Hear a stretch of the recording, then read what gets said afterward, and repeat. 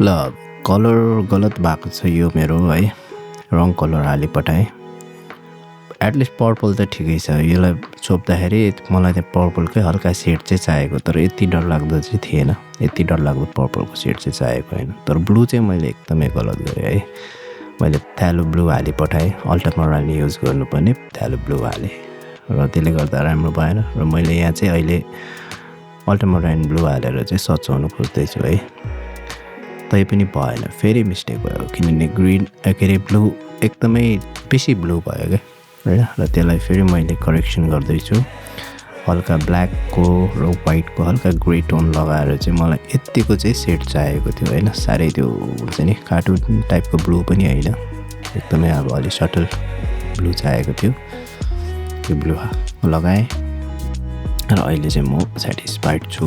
त्यसपछि तल जुन ब्राइट टोन छ त्योसँग सेडिङ गर्दै, अन्त कहिलेकाहीँ कलर मिस्टेक हुन्छ क्या, यस्तो गाह्रो हुन्छ होइन, जुन कलर आफूलाई चाहिएको छ त्यो भन्ने बित्तिकै आउँदैन है। र यसरी मुनिबाट हल्का गोल्डन लाइट थियो, त्यो सेड गएको छ है, त्यो मैले मजाले लगाएँ। त्यसपछि सन अलि नेचुरल देख्नु पर्ने थियो, सनको जुन एउटा लाइट रेज यसरी जान्छ नि त्यो अलि नेचुरल थिएन, सन बनाएँ। त्यसपछि गोल्डन कलरको जुन एउटा यो सेडिङ छ त्यो दिएँ है। गाह्रो छ पेन्टिङ गर्न, किनभने अलिक ठुलो पेन्टिङ पनि भयो होइन, 3 फिट बाई 6 फिटको एकदमै ठुलो ल्यान्डस्केप हो यो खासमा, यत्रो त खासमा गर्नु पर्थेन, तैपनि अब एउटा। सो गाइज नेक्स्ट डे सुरु भएको छ है, लाइटहरू मिलाएँ, अन्त लाइट चाहिँ अब यसरी मिलाउनु पर्छ कि त्यो ग्लेज हुनु भएन, टल्किनु भएन होइन, त्यहाँनिर गर्दाखेरि लाइटमा गर्नुपर्छ एकदम फुल लाइटमा चाहिँ पेन्टिङ गऱ्यो भने नि होइन मिस्टेक्सहरू देख्छ, कलरहरू राइट कलरहरू कुन चाहिँ हाल्ने त्यो थाहा हुन्छ है। अब यसो सोचेँ अब आज के गर्ने भनेर, मलाई लाग्छ आज के गर्ने त भन्दाखेरि आजको दिन सुरु भयो।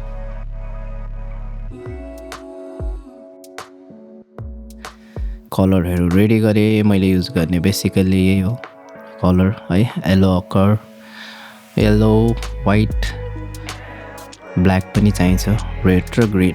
रेडमा चाहिँ एलिजारिन क्रिम्सन भन्छ है, अन्त ब्लू चाहिँ अल्ट्रामराइन हो, ब्ल्याक आइभरी ब्ल्याक भइहाल्यो।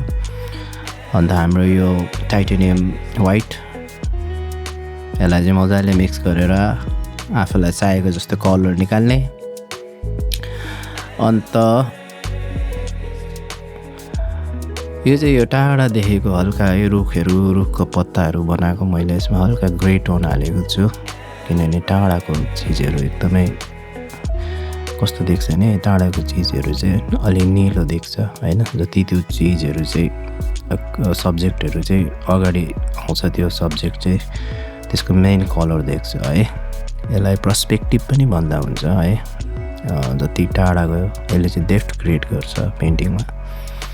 र यो चिया बगानको यो डिल छ, यो पनि त्यही कलरमा हुनुपर्छ जुन रुखको कलरहरू छ है। त्यसपछि अलि नजिक आयो है, अलिकति डार्क, अलिकति त्यसमा हल्का ग्रिनको टोनहरू, ग्रिनको है टोनहरू थियो। त्यसपछि त्यो मैले गरिसकेँ होइन, त्यसको त्यो गरेँ। अन्त यो अहिले नजिकको जुन एउटा सानो यो पहाड जस्तो छ नि, यसको त्यो स्काई र त्यसको बुसको त्यो पत्ताहरू पहिला बनाएँ है, त्यसपछि त्यसमा पनि हल्का यो नजिक यो टुप्पाको चाहिँ अलिकति ग्रे कलरमा छ है, माथिको डार्क कलरमा छ।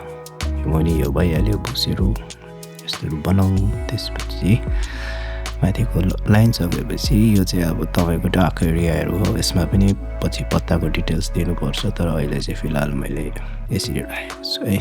अन्त यो ढुङ्गा छ, यो ढुङ्गालाई चाहिँ अब भनौँ न है, यसमा